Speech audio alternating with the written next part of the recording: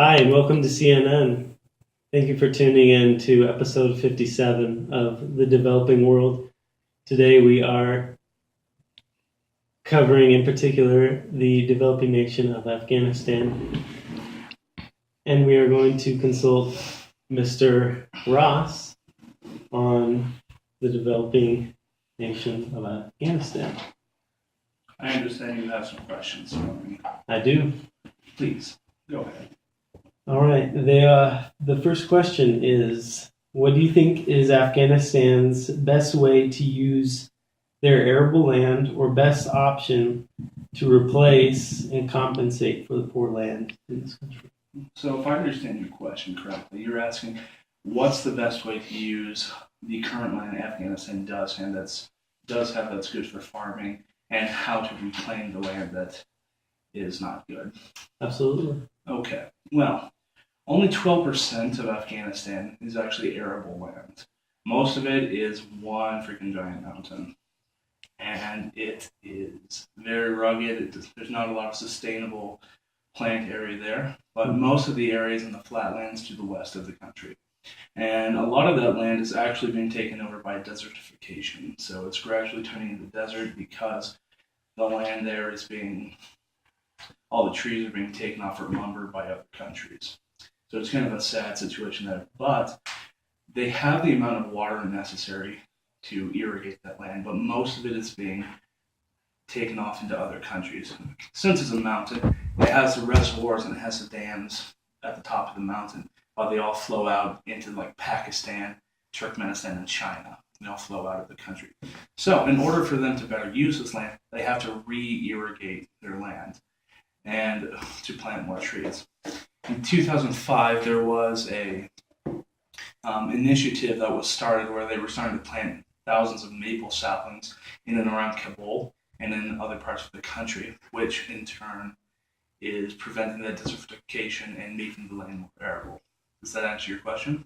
Yes, it does. Thank you, General Reed, for that.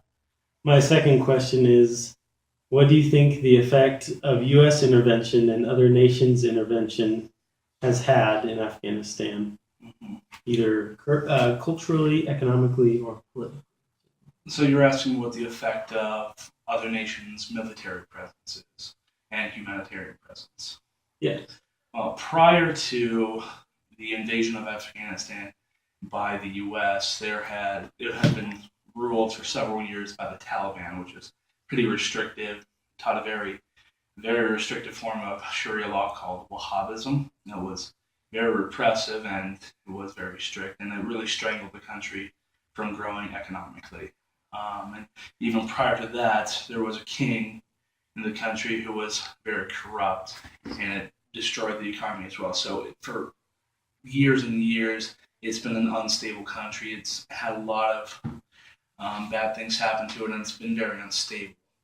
However, with the presence of the United States, in particular, and other countries like Great Britain, Sweden, and Germany, having their forces there, it's really helped to, while the troops are there at least, to stabilize the country. It keeps the central government in power, and it helps the economy grow. Like I was talking about with that initiative for the saplings to be planted, it was started by foreign nations under the care of the Afghan government.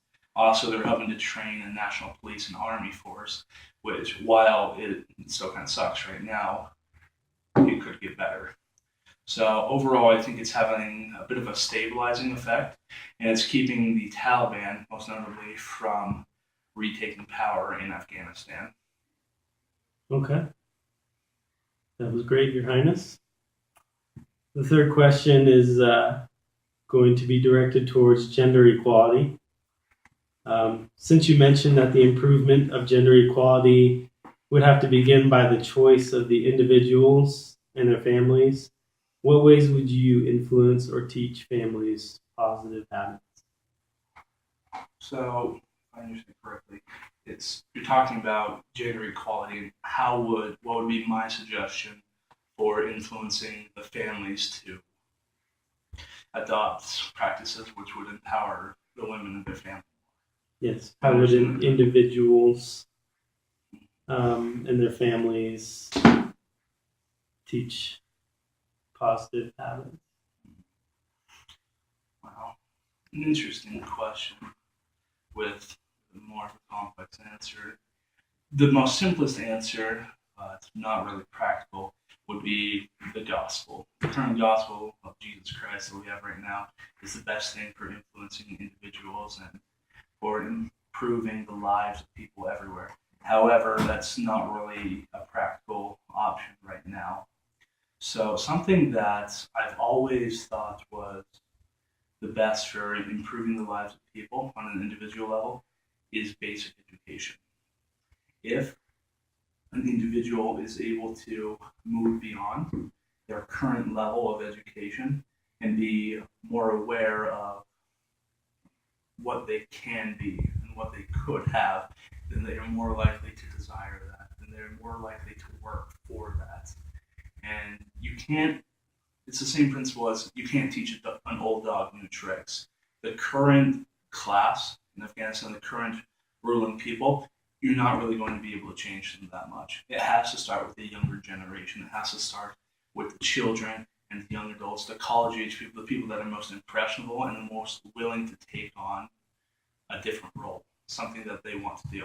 So simply my answer would be the way to influence these people, the way I personally would do so, would be through basic education. Teach them that it's okay for the women to have a job. It's okay for the women to have an education. It's okay for them to vote, to run for public office. In fact, it's better if we're not using 50% of the country's population, then you're only running a machine on 50%. It's only running half power. It's not going to progress very far. So that is my advice. Great answer, or great and wonderful Emperor.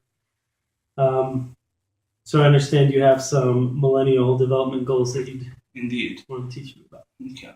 In the year 2000, in the millennium, the United Nations came out with what's called the Millennial Development Goals, which they created 8 goals to basically end poverty. While that seems a very lofty goal and not really an easily made goal, it definitely does have its merits. I see these development goals here. It's to eradicate extreme poverty and hunger, to achieve universal primary education, to promote gender equality and empower women, to reduce child mortality, to improve maternal health, to combat HIV/AIDS and other infectious diseases like malaria, to encourage environmental stability and sustainability, and to improve global partnership. Now, each of these goals has the ability to improve in Afghanistan, with the exception of maybe one. And I think all these goals can be achieved slowly. Okay. And who did you say has made these goals? Was it Afghanistan itself, or It's the United Nations. So this is a goal for the entire world, not just Afghanistan, but for every single country in the world. Even countries that are rich and powerful, like the United States, there's still poverty and hunger. There's still gender inequality that goes on here. It's for everywhere, but for our purposes right now, it's applied to Afghanistan. okay?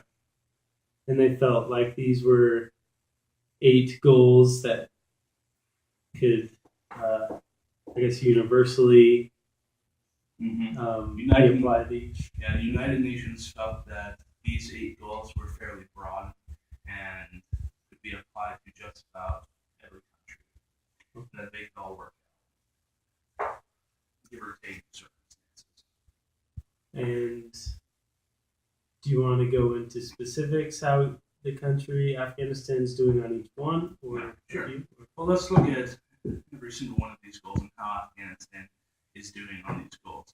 So first of all, talking about eradicating extreme poverty and hunger. Well, Afghanistan is doing okay with that. It's still a pretty poor country. Most of the country is rural. They don't have very great access to clean drinking water, and they don't really have the ability to access really good medicine as well. So they're still in poverty. There's still really high unemployment. The average age for someone in Afghanistan is about 18. The majority of the population is around 18. So obviously the workforce isn't very specialized. It's not very high, and most of the jobs are still rural and agrarian jobs. So right there, it's not doing terribly well. So moving on to the second goal, we're looking at to achieve universal primary education in Afghanistan compared to where they were 5 years ago, 10 years ago. They're making incredible leaps and bounds. Like there is education for women, there's education for girls. Like in our class, we watched a video about a girl named Shugafa, who was an Afghani girl who chose to go to school and is continuing to do so, despite threats from the Taliban.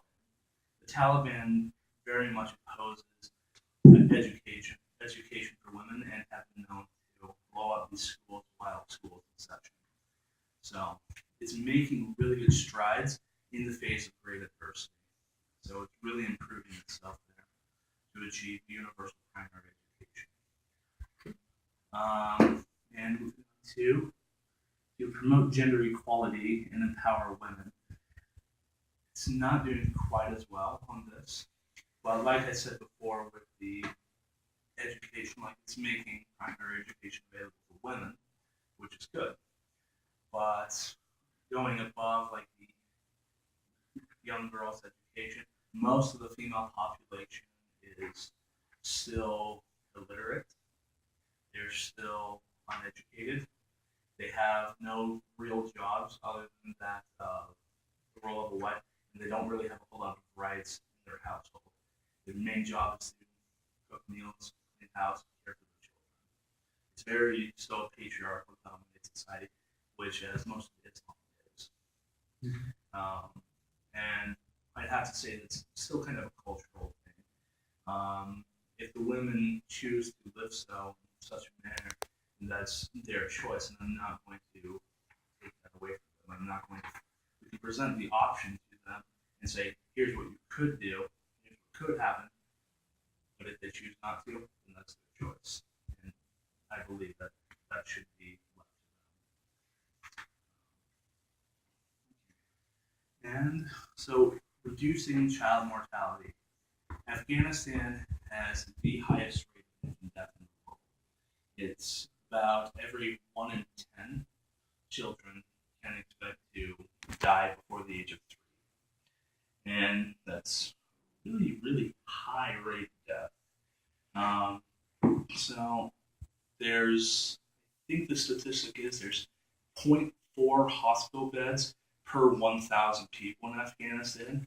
So there's very little access to adequate medical care. Childbirth usually happens within the home, and the homes there are usually huts, so dirt floor, maybe a rug or cardboard for protection from the cold hard earth. And so childbirth is still laborious, it's dangerous, and it's not well off in that part of the world. So there's a very high rate of infant mortality. Something I would do to change that would be to train the women population in midwifery. So train women to deliver children. And I feel like that would go a long way to reducing the infant mortality in that country. Do you have any questions so far? Any comments? Anything that's standing out to you?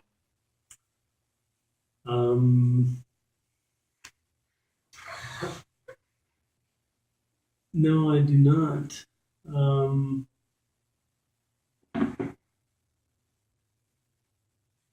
No, I don't, but tell me about the sixth one. Okay. So we kind of already, with what I just talked about with infant mortality, it kind of covers the women maternal health as well. Mm-hmm. And so those two are pretty well related. So we'll just move on to number 6, combating HIV, AIDS, and malaria. Currently, as a complete opposite of number 4, the infant mortality, Afghanistan has one of the lowest rates of HIV/AIDS in the world. And a lot of that, I think, comes from that strict religious Sharia law. Is that the main causes of AIDS and the principal causes of homosexuality? That's very strict against that. Like, if someone were to be caught doing so, they would be stoned, beheaded, killed. It's very, like, even ingrained within the culture, that is very taboo. So you don't see a lot of HIV/AIDS infection. However, the ones that are there, they say there's probably about anywhere from 300 to 2,000 people living with HIV/AIDS in the country. And the principal reason behind that is from intravenous illicit drugs like heroin and cocaine. Use of infected needles causes HIV/AIDS. So that's really where it's all coming from. There are other infectious diseases in the country like malaria and tuberculosis, TB. All of those, they happen and they are in the country. But the principal thing, HIV/AIDS, is very low. So that's one thing Afghanistan can be proud of. Very low HIV. All right, and we kind of talked about this already with one of your questions with environmental stability. You were talking about like the air plans in Afghanistan, and for the most part, I think they're trying really hard to keep what arable land they have and to re-irrigate their country so that they can effectively use their water supply. And I personally believe that if they work at it and they keep going at the rate they are, they'll achieve better environmental stability. They have to keep replanting trees, and they have to re-irrigate so that they can use what land they have. And overall, I think they're making improvements there. Good. Okay, the last one on this topic for Afghanistan in particular, the most dangerous country in the world, is global partnership. Tell me about that. Essentially, there is none. The central government is not very powerful and has very little ability to bargain with people. So a lot of their partnership, per se, is the presence of foreign troops on their sovereign soil. So they're not a UN member, they're not a NATO member, they aren't really in a regional organization either. So I really think that they are not doing terribly well with that. They could do better, and I think as their country stabilizes more, and as they... You have something? No. No? Continue. Yes. If their country stabilizes, they'll be able to grow more in the area of global partnerships. So yeah, those are the Millennium Development Goals. Do you have any questions about them?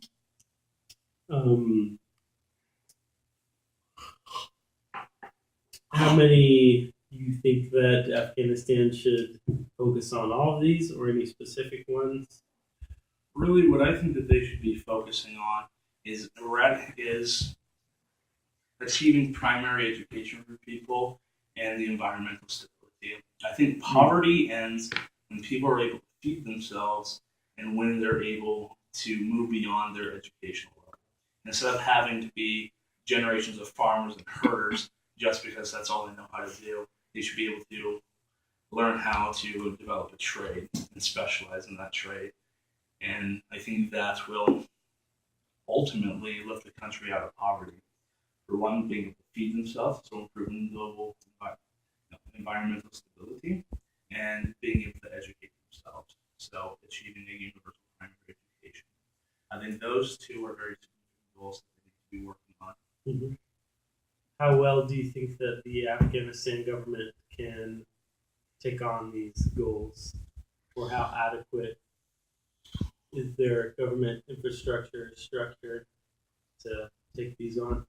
Honestly, I think that because their power of the central government is derived from the foreign military forces that they have there. The Afghani army sucks. The Afghani police forces suck. in order for them to go have the ability to do so, they need to build their infrastructure, and that's something that they're not really capable of doing right now.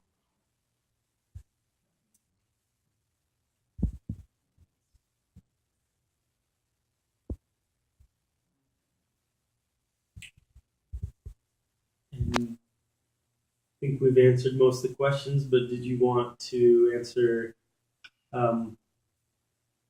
what does the future hold for your adopted country? I think the future really depends on what happens in the next 3 years.